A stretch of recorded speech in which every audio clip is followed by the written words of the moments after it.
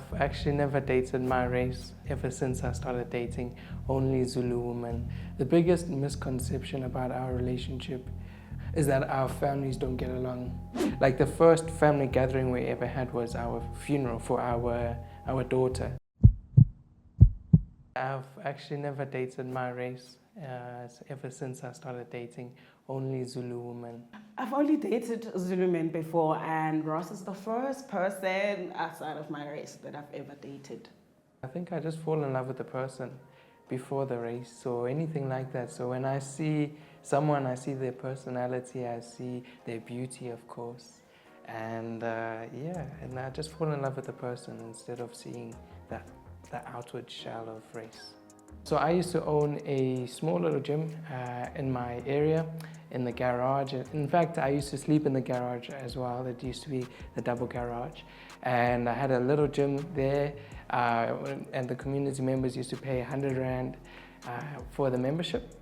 So Samukelisiwe was the first group of females there.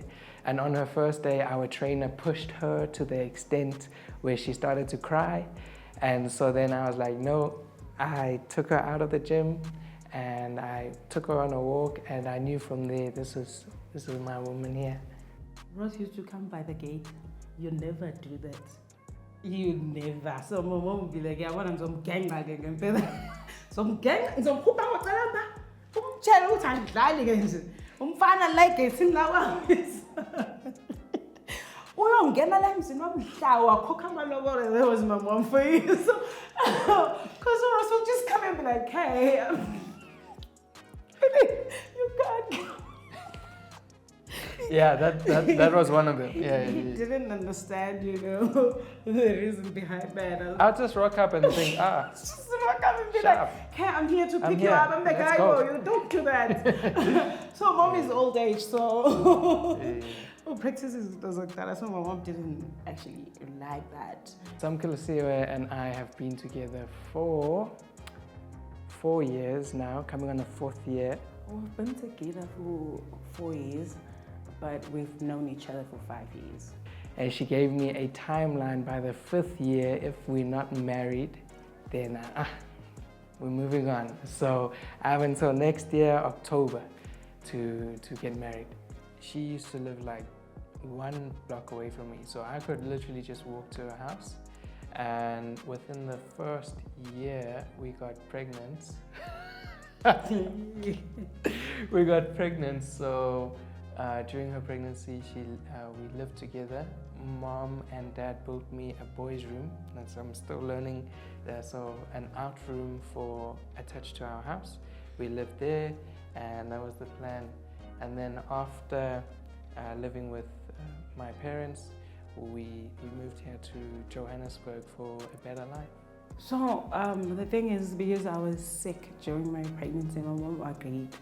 I was like, okay, since I can't take care of you, I think it would be better for you to be with someone who's actually going to be with you 24/7 and look after you. So that was the agreement. It wasn't going to be a full-time thing. And then it went to a full-time thing.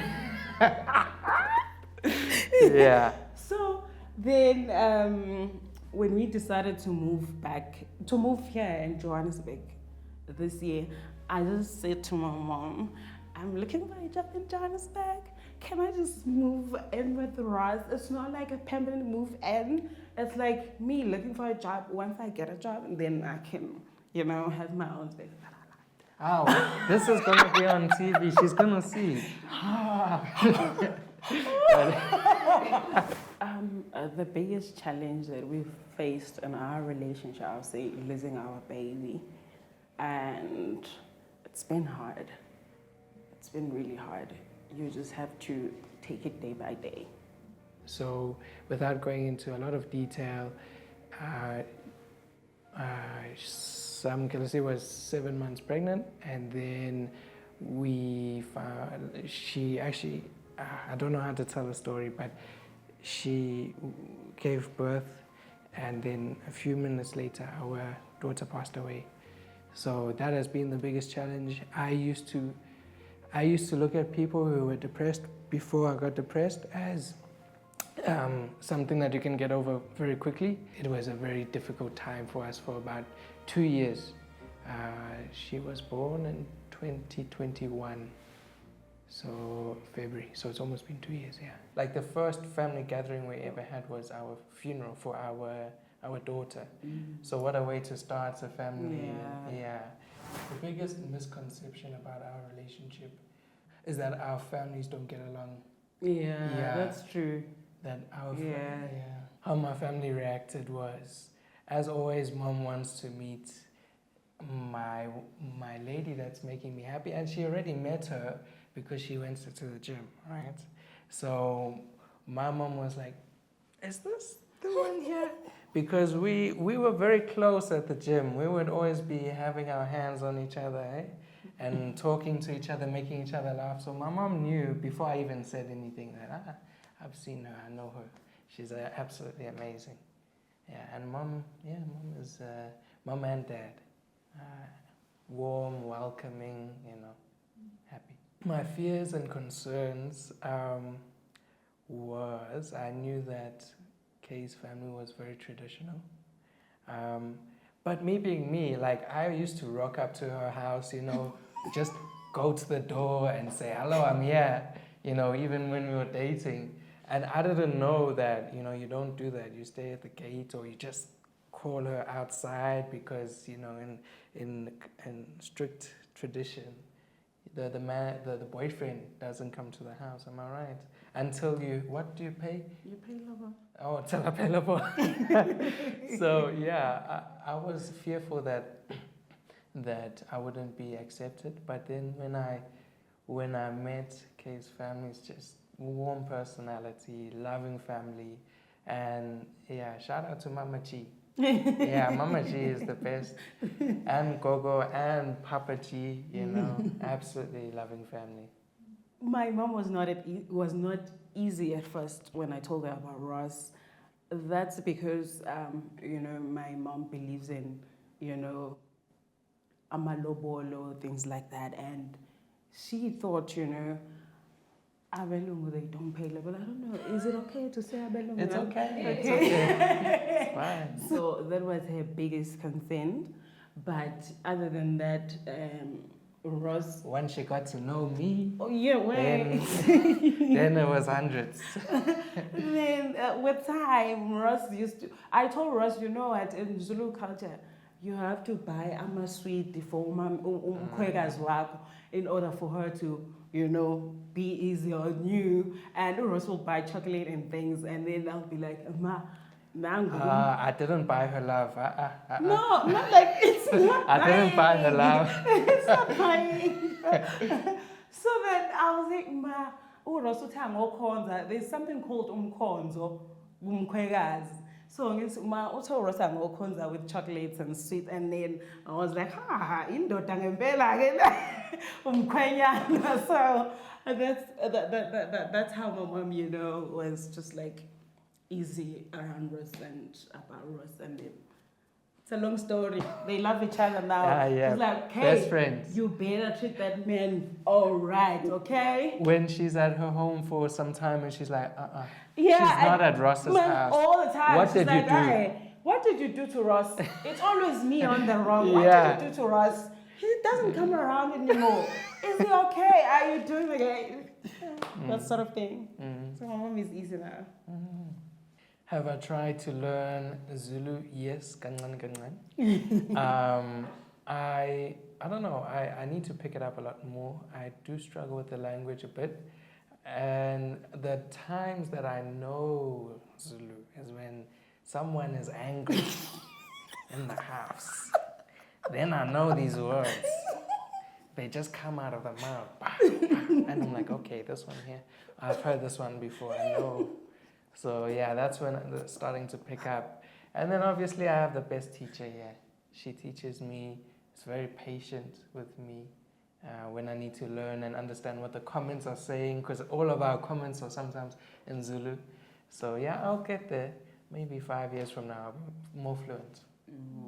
Have we received any backlash in our relationship? I would say yes.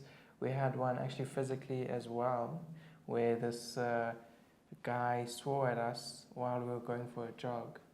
But we know that about our relationship, that there are some haters out there and racists out there. But we just, if we told ourselves if we ever hear anything out there in real life, that we just move away. It's the best way to deal with any of the hate, because they're dealing with their own problems. And then online, yeah, we do receive quite a bit of hate, but not because of our I race. just delete the comments. Yeah.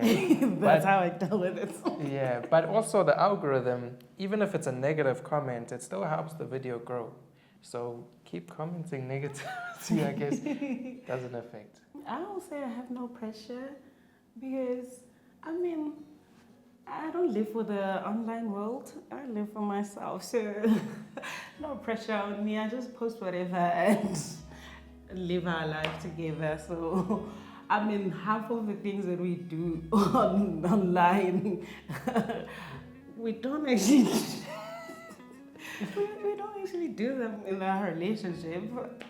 So it's just videos. I mean, it's just posting videos and content, and we just do us. Well, the documentary from moving from Durban to Joburg, I just made it because I saw that, you know, voiceovers were starting to be a thing, and I just threw it out there.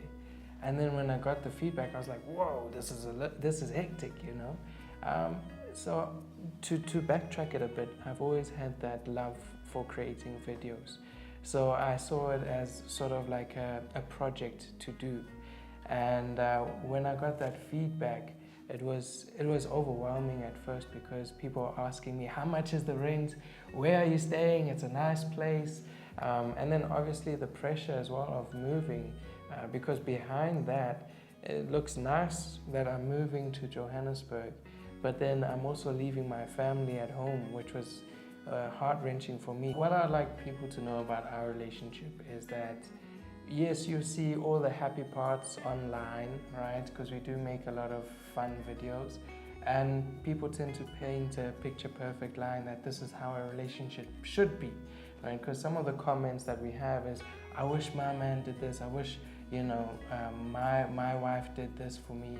And at the end of the day, we also have our arguments, guys. We also, you know, have our challenges, but the advice that I would give people is not to paint a picture-perfect, you know, relationship in your mind, to go with the flow, to, when there are arguments, you know, talk, communicate, listen. It's those things that we hear out there already, but when you do it, it does help grow and build the relationship. So when I hear those words there, I know exactly what you mean in Zulu, huh? That's perfect. For me, I will just say, enjoy each other. Enjoy each other. I mean, I live with this man 24/7. And I enjoy living with him 24/7. So I'll just say enjoy each other and forget about what people think. It doesn't matter. All that matters is your happiness and each other, and not the world. That's beautiful. Thank you, babe.